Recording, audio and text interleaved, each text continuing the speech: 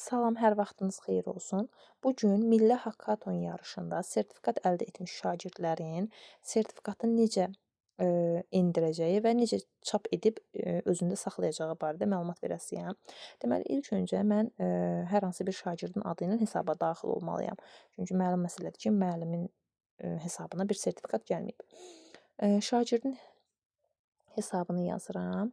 Sonra isə şagird hesabına daxil oldum. Burada baxın, sizdə əgər səhifə belə görünmürsə, yəni məndəki kimi görünmürsə, səbəbi odur ki, 3 nöqtəni basdıqda ən sonda masaüstü saytı var, qabağında da kompüter işarəsi var. Bu masaüstü saytını biz məndə aktivdir görürsüz ki, aktiv etdikdə bu şəkildə səliqəli görünür. Qeyri-aktiv etdikdə isə səhifə çox qarışıq görünür. Yəni onu aktiv etməyiniz lazımdır ki, belə səliqəli görünsün. Sonra baxın, burada ən üstdə profil hissəsindən tıkladıqda burada sertifikatlar var. Ona basıram və burada sertifikatlar gəldi. Bu sertifikatın üzərinə basdıqda isə sertifikat yüklənir və deyilir ki, ilkin mərhələsində uğurlu iştirakına görə 8-ci sinif şagirdi təltif olunur. Bunu buradan baxın, ən aşağıda yüklə sözü var. Yüklə sözünü basdıqda burada deyir ki, bu faylını yenidən endirmək istəyirsinizmi? Baxın, faylın adını da hətta yadınızda saxlaya bilərsiniz ki, sertifikate.pdf.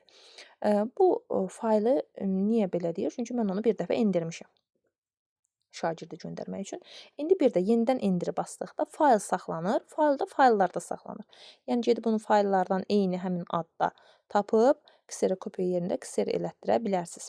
Əgər ki, məsələn, hər hansı şagirdin sertifikatlar yerində sertifikat yoxdursa, bunun səbəbi odur ki, siz ya Milli Hackathonda iştirak etməmisiniz, yəni həmin bir həftə boyunca olub, yəni 2 dərs boyunca olub bu, yəni onda iştirak etməmisiniz.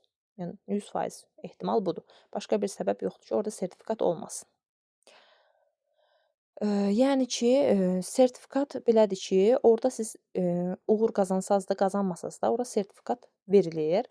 Uğur qazananda uğur qazandığınıza görə təltif olunursunuz. Uğur qazanmadıqda isə Milli Hackathonda iştirak etdiyinizə görə təltif olunursunuz. Deməli, izahımız bu qədərdir. Ümid edirəm ki, aydın oldu. Hər bir kəs artıq sertifikatını çıxarıb bir xatirə olaraq saxlaya biləsidir. Sağ olun, salamat qalın.